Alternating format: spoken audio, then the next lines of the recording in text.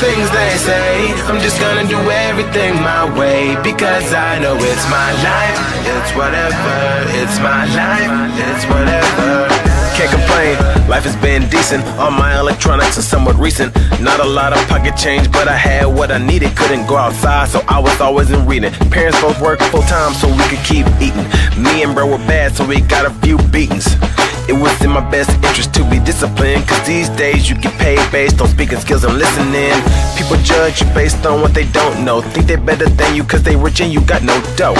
Well, they call it class warfare, more like the underprivileged against the ones who don't care. If you want the tip top, you should wanna share. Some doing double overtime when you sit in the chair. Being a stingy old man that ain't noble, about to sprint to the top and take over, no T-Mobile. It's my life, it's whatever, it's my life, it's whatever, it's my life, it's whatever, it's my life, it's whatever. And all the things they say, I'm just gonna do everything my way, because I know it's my life, it's whatever, it's my life, it's whatever. Not many people like to tell someone what's best for them, while others talk behind their back instead of step to them. 90% of the time they don't want you to